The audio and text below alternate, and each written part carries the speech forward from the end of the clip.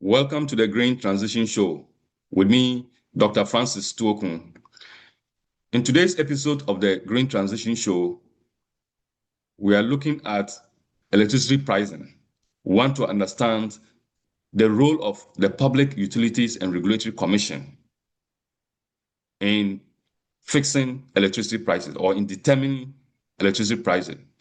The Public Utilities and Regulatory Commission is shortened as PURC. So throughout our conversation, I'll be using PURC instead of Public Utilities and Regulatory Commission. And with me to have this conversation is no other person than the Executive Secretary of the PURC of Ghana, Dr. Shafic Suleman.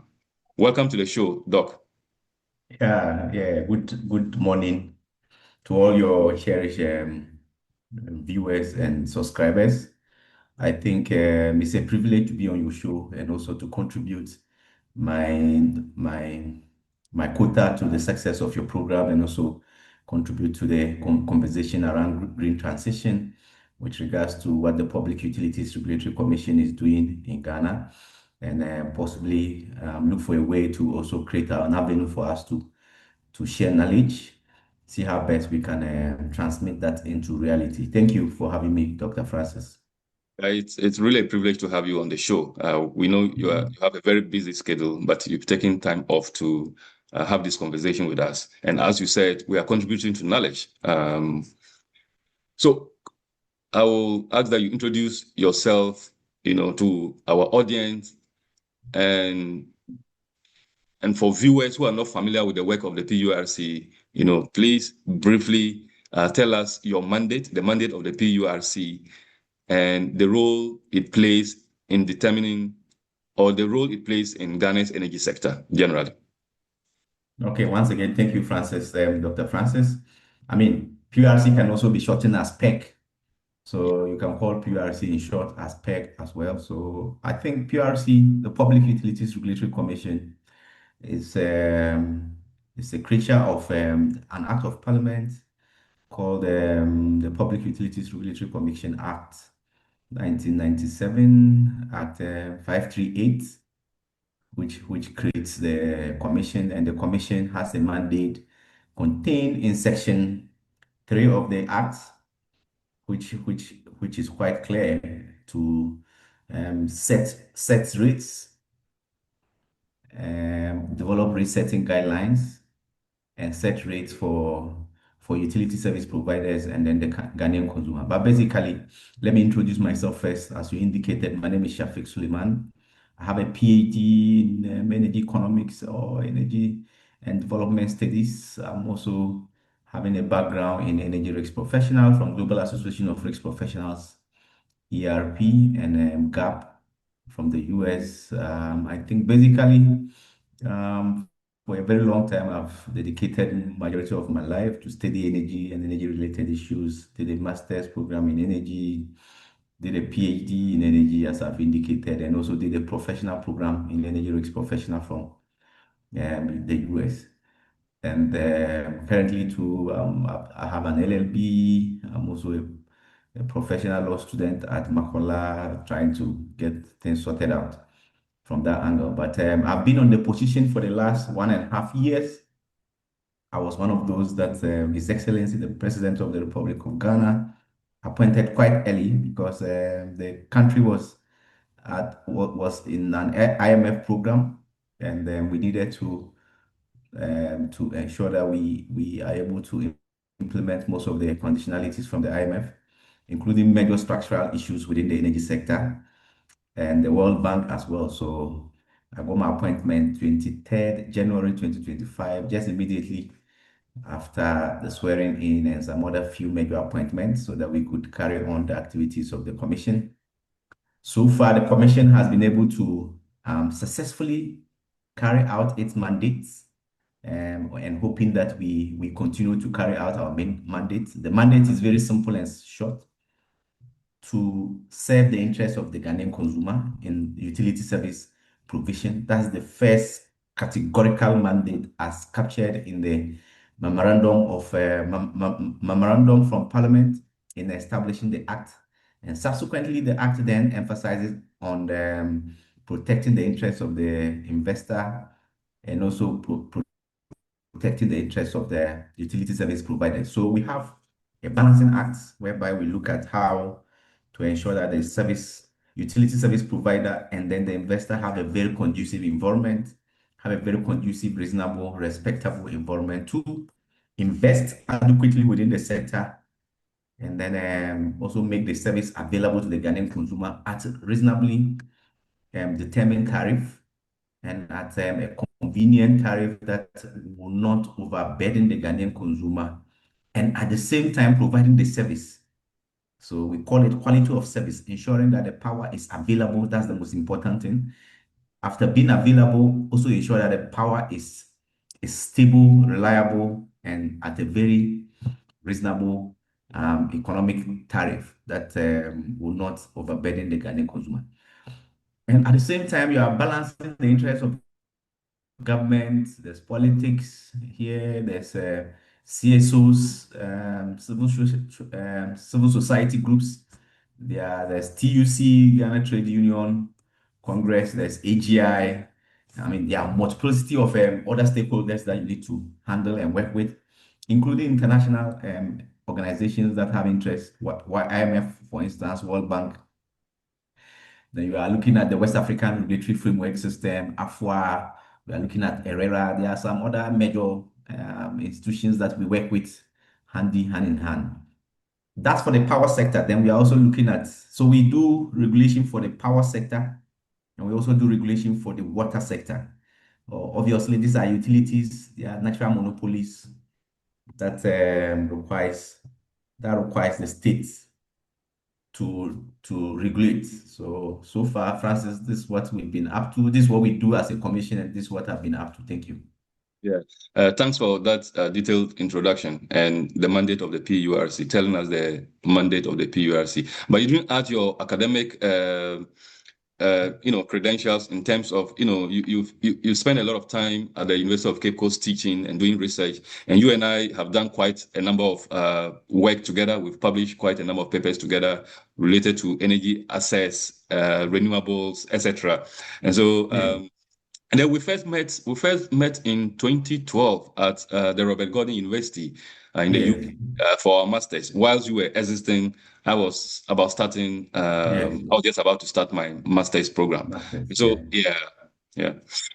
So briefly, so when I got back from Robert Gordon to Ghana, I got an appointment as a research fellow at the University of Cape Coast Institute for Oil and Gas Studies. So the institute just started without any technical or any person that has a background in oil and gas. So I was employed as the first technical person in the institute. So what was my mandate there was to ensure that we get accreditation for develop programs, ensure that we get accreditation for the programs. So within a year and a half, or within less than a year, we're able to get accreditation for develop the accreditation document for the programs, and then move on to get the accreditation. Then, whilst on the research fellowship program at UCC, I took up a PhD program at De Montfort University in Leicester with one of the top energy economics in the world. That's Subhesh Bhattacharya. He's a well-known energy economist. So I took up my PhD under his supervision, and from 2014 2015 to 2018 to complete the PhD. And when the PhD was completed, I was made a lecturer at the institute. At the same time, we got funding from GMPC to set up a crop of programs. So we developed new programs in addition to the oil and gas programs called Petroleum and Energy Studies. So we were running concurrently MSc Oil and Gas Studies, MPhil Oil and Gas Studies, MBA Oil and Gas Studies, and then we developed the PS, that's the Petroleum and Energy Studies, that's MSc, MPhil, and then PhD. And so we started all these programs with the help of GNPC, Ghana National Petroleum Corporation funding, by establishing a professorial chair, of which I became the research fellow as well as the professorial chair. So we developed, I remember we kept together all the accreditation documentation to get accreditation for those programs as well, which are currently also running full time. So after the PhD, and also venturing into publications here and there, I did a lot of publications within a short time. So I got to do what we call an accelerated promotion from lecturer to senior lecturer. So I got that. And then I realized that, I mean, publications, with the network, and then we're publishing a lot more. So I saw that I was becoming a little bit idle compared to how I was expecting. So I decided to study law, the LLB. So I think 2021, I made a decision that the work is becoming too monotonous. So let me do something else. And fortunately for me, my office was the law classes were occurring over my roof. So my office was at the basement, the law classes were at the top. So I said, let me do the law. So I started 2021 to 2024. I finished the LLB. And then I think there was also a change of government. I think whilst doing all those things, I was being part of the lab. We call something lab. It's actually a technical group within the NDC party that was advising leadership, parliament, the leadership of the party on very critical national issues relating to energy. So I became part of a member of the lab. We're meeting almost once or twice every month to deliberate on existing national energy issues, and um, also proposed options. And I think I got the opportunity to serve on the lab when I took up an adjunct lecture position in JIMPA. So I was teaching on their energy economics, MSc Energy Economics program, which has a component on energy finance and risk management, of which I teach because that's my area of specialization. So I was teaching on that program, and I mean, obviously, one of my students identified me and proposed that I join that group so that I can help them out, and then also contribute my quota to national issues. So I joined the group, and then there was a change of government. I was made a member of the Energy and Natural Resources Transition Committee. Yeah. So we over 2-3 weeks we were able to develop our transition roadmap, and then we had interactions with the opposition and the outgoing government, and then we've successfully transitioned. Yeah. So after the successful transition, I mean, I'm sure, I mean, because of the work we've been doing together within the shortest possible time, the new government saw the need in me to appoint me as the executive secretary of the Public Utilities Regulatory Commission. I first of all went to the Energy Ministry as a technical advisor for a while, within just a month or two. And afterwards, I was appointed as the executive secretary of the Public Utilities Regulatory Commission, of which I've been serving till date, Francis. All right. Thank you so much for the detailed background. This is the Green Transition Show with me, Dr. Francis Tuokuu. Our guest is Dr. Shafic Suleman, is the Executive Secretary of the Public Utilities and Regulatory Commission of Ghana, PURC for short. If you are new to the channel, kindly hit the subscribe button on YouTube to motivate us to continue to bring you such insightful conversations. You can also follow us on TikTok, Facebook, and also on LinkedIn. Doc, how does, many consumers are frustrated whenever electricity tariffs increase. Could you walk us through the key factors that determine electricity prices? Okay, so electricity prices or electricity tariffs, the sector is a monopoly, kind of a monopoly-like sector. The market structure of the power industries reflects conditions that are not normal to ordinary markets, whereby a buyer and a seller meet, and then they agree on a price, or they bargain or negotiate a price, and then the buyer makes an offer. And then, so the power sector is quite different. Power sector historically have been influenced or developed by the government. So if you look at almost all countries, the sector starts with what we call a vertically integrated company owned by the government. So maybe in Ghana, in Nkrumah, Dr. Kwame Nkrumah realized that we have a water body called Akosombo that can be used to generate power, cheap power, so to industrialize. So what he did was to form a company, a state-owned company, to go and develop the least expensive power source. And they did that. And the intention was to provide energy for, let's say, the Valco company, which they were doing, but there was still enough to serve residential consumers. So the state company did the development, and so the state company developed the power generation points, laid what we call transmission network to carry the power to where the consumer is, and obviously then lay what we call distribution network to take the power to individual or to redistribute the power again. So at that point, we had only one entity. So at that point of development, we call it vertically integrated. So and as the time goes on, we realize that we can still keep the vertically integrated state entities, but then we can introduce a regulator to come in instead of allowing the entity to just arbitrarily set the prices, with the fact that the consumer do not have a choice. They can't do anything since they are just connected to your network. So as part of the market development, it's a benchmark that you get an independent regulator to oversee the work of the state entity and any private party that may come in, to ensure that they don't make abnormal profits and they don't also undervalue the product, so that they can't even invest in infrastructure to keep the system ongoing.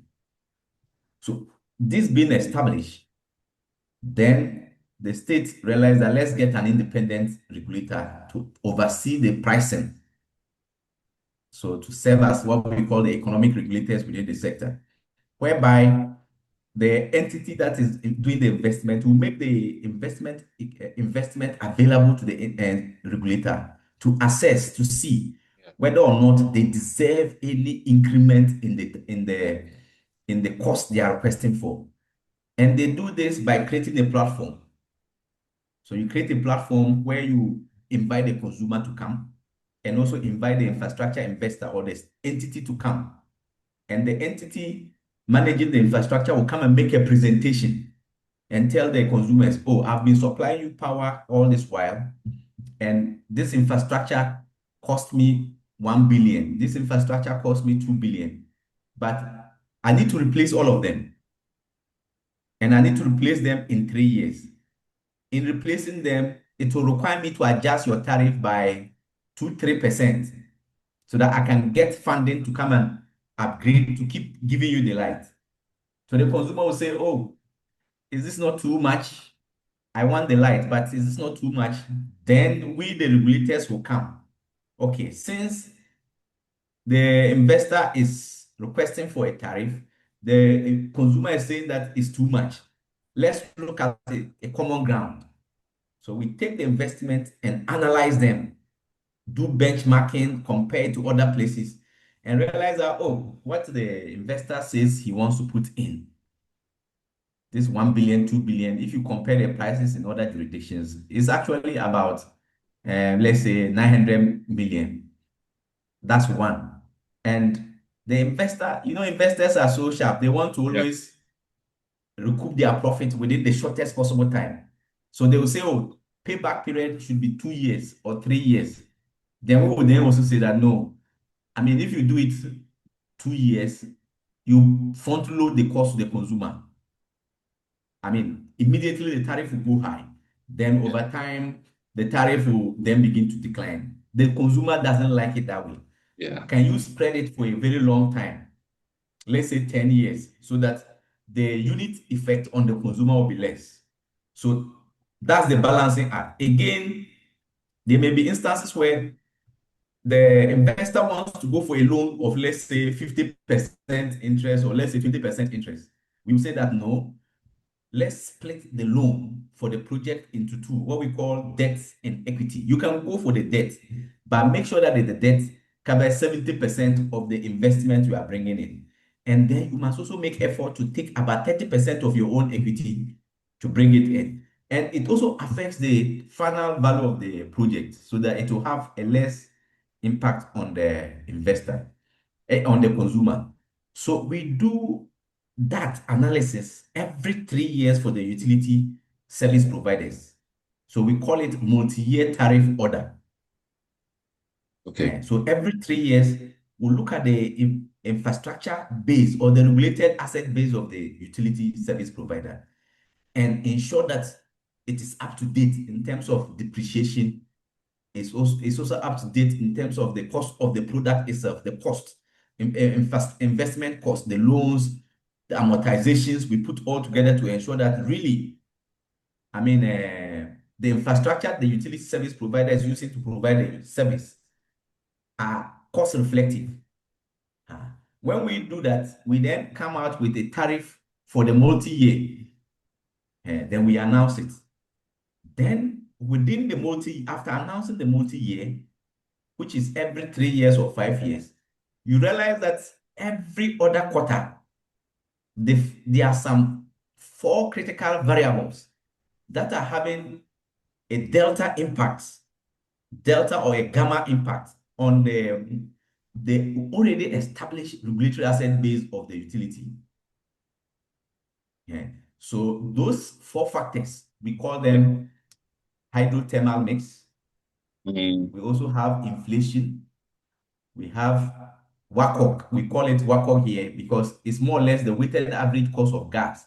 You can say the weighted average cost of fuel because in reality, we are not using only gas to fire the thermal plants. We use fuel as well. And then we have exchange rates. Among all these 4 factors, the exchange rate for our case in Ghana is the most variable, is the most volatile, is the one that is changing continuously. And you know our situation in Ghana because of our balance of payment and our over-reliance on export and imports, and we not having a very strong currency. Every other quarter, you need to readjust the regulated assets base of the utilities to reflect the most existing exchange rates. That's one part. The second part is that the state has run out of resources to build their own power generation. So they've gone to contract what we call independent power producers, aka IPPs. And those IPPs, about 10 of them have come with their own capital and technical expertise to build thermal plants to generate power for Ghana.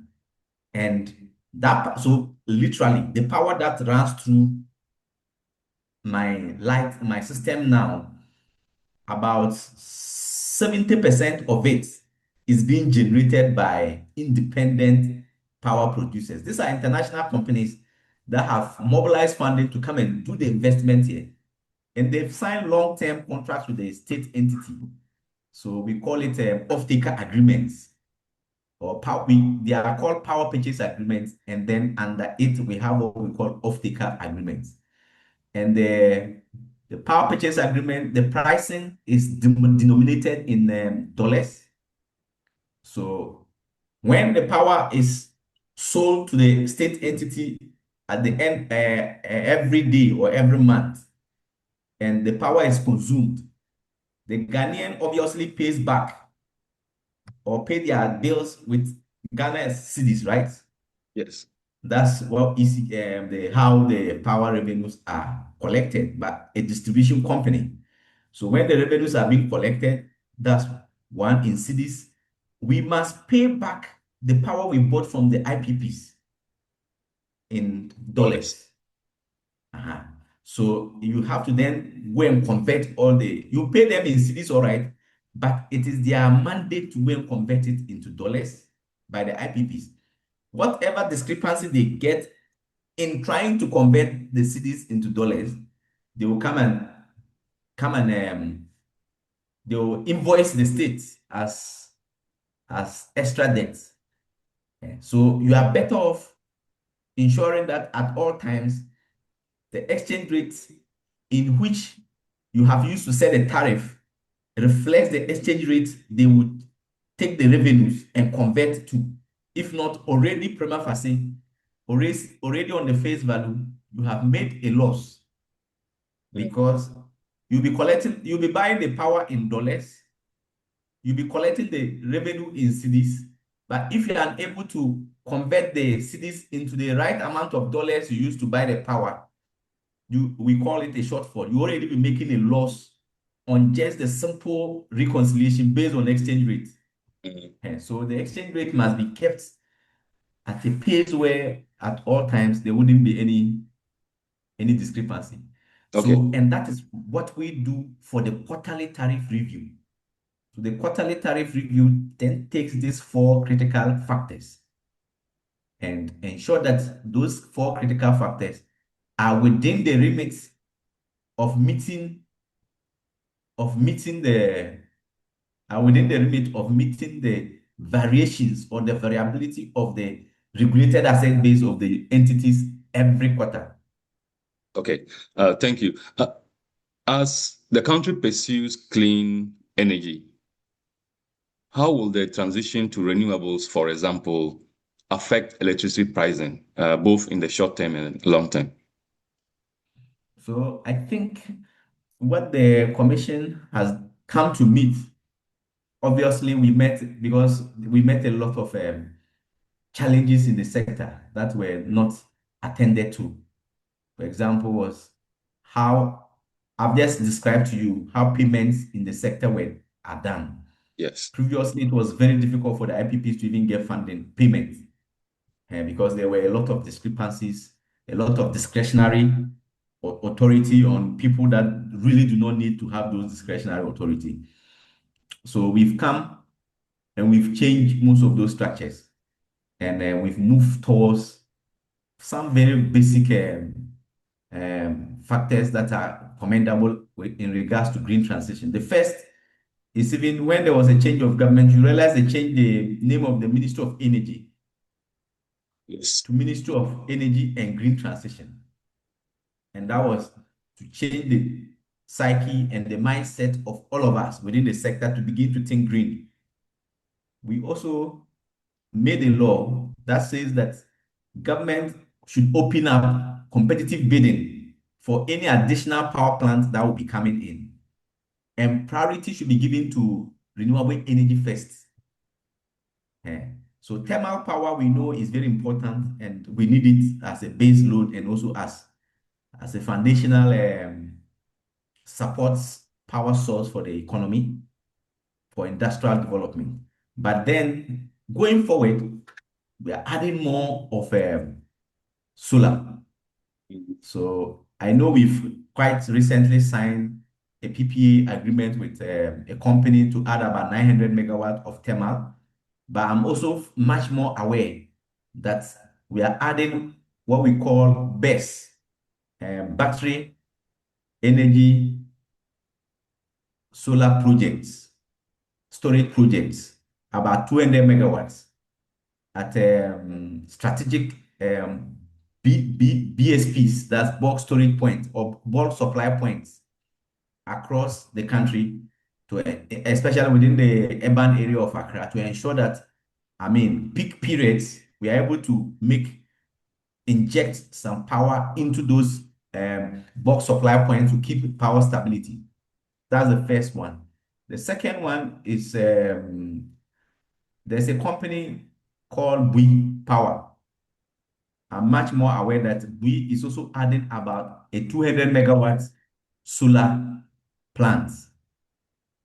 And there's another company, even the electricity company of Ghana is currently also developing a 50 megawatt solar plant in Volta region, and many other more that are coming up. In addition to that, for us at the commission, we've we've for the first time introduced what we call electricity vehicle tariff, the EV tariff on the tariff to serve as a reference point for all EV stations across the country so that they can we can encourage people from charging their e-vehicles at home by taking it to the charging point so that we encourage the usage of EVs across the country. That's another angle we are looking at. And then, yeah, the other social part that I think is very important, which is related to transition. The commission itself has reoriented its mindset on water supply. Before we came in, the commission was not very active when it comes to water-related issues, even though we regulate water. But the commission has, for now, established a separate grounds to relate with the Ministry of Works and Housing and Water. We've also had 2 or 3 policy directives from the ministry to take us towards a more rigorous and a more focused regulatory framework for the water sector. The intention is that at the end, we would want to develop a water regulatory act. You'll be surprised to hear that Ghana doesn't have a water regulatory act. So we can call it Clean Water Regulatory Act. So we are also thinking of developing and harmonizing water supply regulations in Ghana, which is also very important in mitigating climate change and also very important in also making social infrastructure available to the Ghanaian consumers. And in the long run, it will help reduce poverty. It will help also bring in social interventions to the poor. And at the long run, too, it will also mitigate climate change because of 1 or 2 flooding or flooding-related issues and droughts. Yes. So one of the ways where one of the ways we can reduce the price of electricity is energy efficiency. Does PURC has a system in place, or do you have a strategy where you can encourage consumers to use energy efficient technologies in order to cut down on emissions, one, and also to reduce their electricity tariffs or bills? Yes, so the commission also has among its mandate public education and consumer sensitization. I mean, the majority of the energy conservation component falls squarely in the hands of what we call an energy commission, because they are the technical regulators within the sector. So they have some other agencies under them. That's the Energy Conservation Foundation. And they also have a policy to direct what equipment to import, the impact of the equipment on energy efficiency, like the refrigerators, second-hand refrigerators. Yes. So they have banned the importation of second-hand refrigerators. In addition to that, they also have banned what we call a fluorescent, is it fluorescent incandescent Yeah. bulbs. And now they are encouraging what we call the fluorescent bulbs. And that has also brought in a lot of efficiency in the power sector. In addition, it falls squarely within their mandate to ensure that Ghanaians are educated, made to know how to conserve. But notwithstanding that, for instance, the PURC or PEC has kept in place a mechanism that allows Ghanaian consumers to be able to verify the exact cost of the power they've bought. And they are also through what we call an app, and they can as well know if you know how much you consume and you know the cost implications of it, automatically you'll be tempted to conserve, because we are presuming that the consumer is rational. But squarely, and then we also undertake within ourselves, we also undertake public education. We go to homes, go to schools, we try our best to ensure that the consumer is aware of what we call the demand response. In fact, I keep reiterating that the power value chain is not only in the hands of the IPPs or the power generators. In fact, the power value chain is more in the hands of the consumer. It's when the consumer demands power that requires a generation plan to come on. But if the consumer does not demand power, especially during peak, there's less pressure and less stress on all the value chain players. So if the consumer is not made aware that they are the ones responsible for the activities that happens within the power value chain, then what's the point? So I've always used my platforms to advocate that the consumer is the number one influencer of whatever happens on the power value chain. And I think we are making headways towards that. Okay, so affordable electricity is critical for attracting businesses, both Yeah. small businesses and large businesses, because we Yeah. need those businesses for our industrialization drive. Yeah. And how does the PURC ensure that tariff structures encourage investment while also protecting the consumers? So the PURC has different categories of tariff within the tariff structure, right?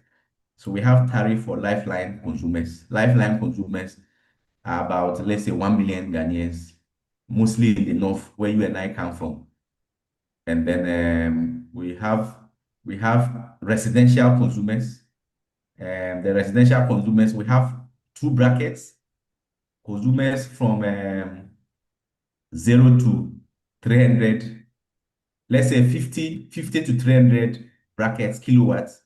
And then we have 300 and above as residential. I'm just giving an example if Yes. they are not exact, as residential bracket consumers. So the tariff tries to also look at high class consumers within the residential and then low class or middle class consumers within the bracket. Then we have the commercial. So there's a separate tariff for the commercial. Apparently, if you have a shop, apparently their tariff may be a little bit higher. But if you have a shop, you are running a restaurant, you are running a hotel, because it's a business, the intention is that you pay a little bit Yeah. higher so that you can keep your business ongoing. Then we move towards SLT. We call them special load tariff customers, SLT.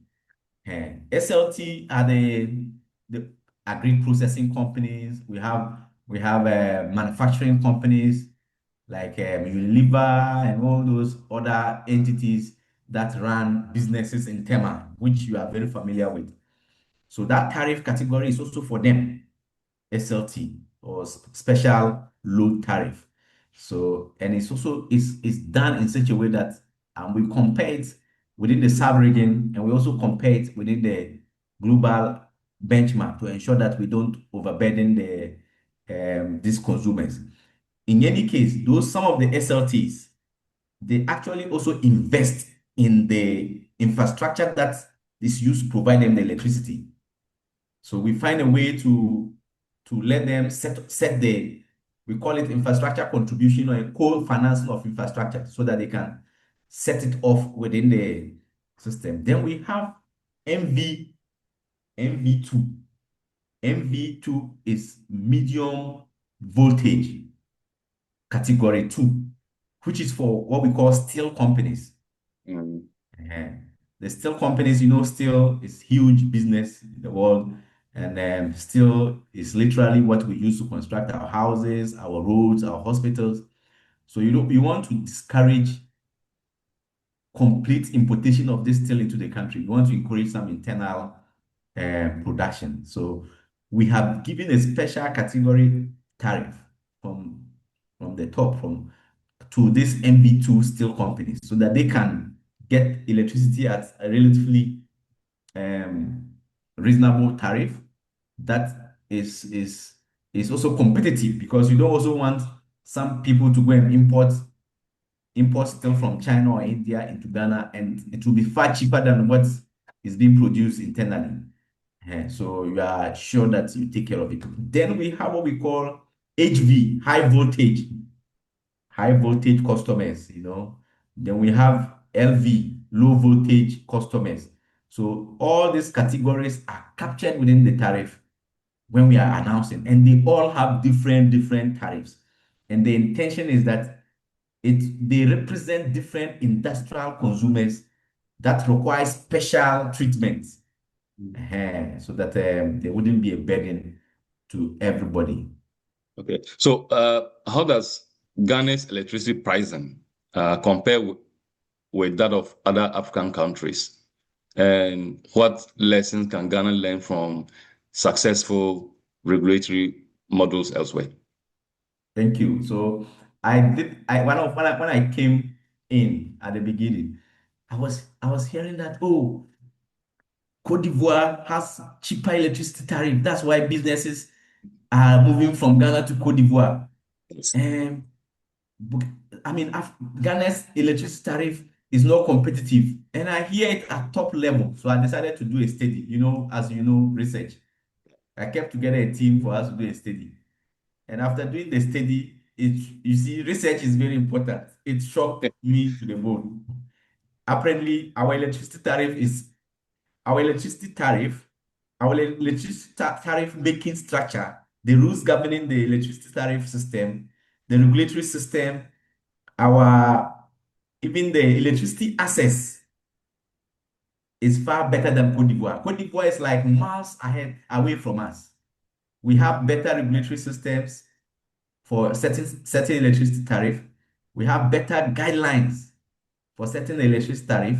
We have higher electricity access. Our electricity access is almost 90% or above 90% now, far higher than Cote d'Ivoire. And then we are even doing cost recovery. We are trying to introduce cost recovery in the electricity tariff. Cote d'Ivoire are still offering a lot of subsidy in the tariff. So that's the first instance. So Cote d'Ivoire is the nearest country that we can compare.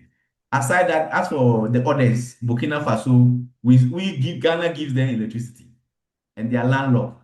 You look at Togo, Ghana gives them electricity. You look at Benin, Ghana gives them electricity. Then Nigeria is the only country that has a cheaper available tariff, but they don't also have a grade. Their national grade is something else. So that's why we In addition, jokingly, not to cut you, that's why we jokingly tell Nigerians that they don't have electricity. All the time we tell them they don't have electricity. yes. So they don't even have a national grade. Like the way we have a grade, we Yes. have grid cooperate. They don't have it because it's a little bit confused. But if the places where they're able to put themselves together to produce the electricity because of the abundance of natural gas, they're able to sell the electricity at a far cheaper rate Yeah. compared to us. And there are in some states they are making efforts. Then you say, let's compare to South Africa. South Africa, unfortunately, you will be shocked to see the details.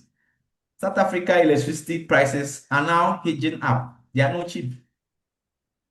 South Africa regulatory structure is good, but it's not too better than Ghana. The rate setting guidelines, the only thing that South Africa has made and is better than us is the entry and exit of investors. And they don't have long-term contracts with IPPs. They have they have now been able to engineer their power sector to move towards renewable energy. In fact, I don't know, using coal for power in South Africa has declined. In fact, so the only thing that is different from us, from South Africa, is what I just mentioned. The fact that they've been able to allow a very vibrant business environment for their power generation. So you can see that, and the research has proven that we are not doing too bad. So if you look at the Niger, Liberia, we are far, far, far ahead of Liberia. In fact, so we are top notch in terms of comparing our electricity tariff making process, even the cost of electricity in the country to other jurisdictions. And as you said, within Africa, but if you are looking at the West, we are far, far behind in so many other areas. Okay. What are your final words to our audience?